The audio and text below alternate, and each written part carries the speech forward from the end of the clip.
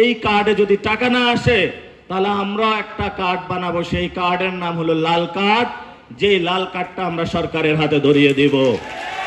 আমরা যারা রাজনীতি করি, আমরা কোনো লুণ্ঠনের রাজনীতির জন্য করি না। আমরা যে চাঁদাবাজি করে কয়টা টাকা ইনকাম করব এটার জন্য রাজনীতি করি না। আমরা কারো বসতভিটা দখলদারি করার জন্য রাজনীতি করি না।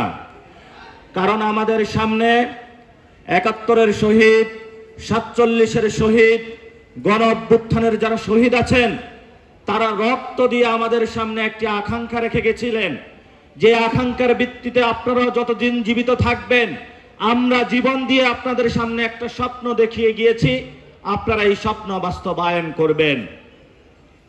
আমরা যদি গণ অভ্যুত্থানে যারা শহীদ হয়েছিল তাদেরকে যদি হিসাব করি, অনেক মানুষ ছিল যারা কৃষক ছিল, অনেক মানুষ ছিল যারা শ্রমজীবী মানুষ ছিল। পুরো বাংলাদেশকে যদি আমরা হিসাব করি, চিটাগংয়ের মানুষকে আপনারা দেখবেন জাহাজের ব্যবসা করে, জাহাজ ভাঙে, যদি পোর্টের কোনো কিছু মালামাল পার হয় সেটা দিয়ে ইনকাম করে। এটা একটা বড় ইকোনমিক সোর্স।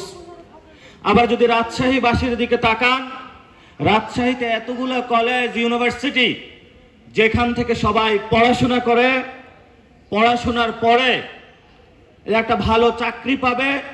রাজশাহীতে এমন ধরনের কোনো কর্মসংস্থান ব্যবস্থা নাই। আপনাদের রাজশাহীতে কোনো কর্মসংস্থানের ব্যবস্থা আছে? অথচ রাজশাহী থেকে বাংলাদেশের প্রধানমন্ত্রী হয়েছে। অবশ্য বাংলাদেশের যিনি প্রধানমন্ত্রী হয়েছেন, আজকেও আমার জন্মস্থান চাঁদপুরে উনি, আর ভাগ্য চাকায় হলো আমি ওনার জন্মস্থানে এসে পড়েছি।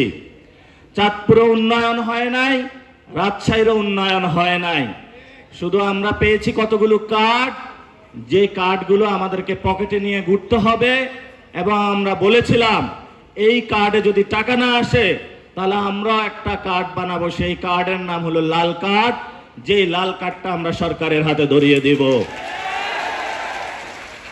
আমরাও আজকে তারেক রহমানের কাছে চ্যালেঞ্জ ছুড়ে দিতে চাই, বাংলাদেশে যদি আপনি সংস্কার বাস্তবায়ন না করেন তাহলে বাংলাদেশে আপনার গতি থাকবে কিনা সে নিশ্চয়তা আমরা দিতে পারি না।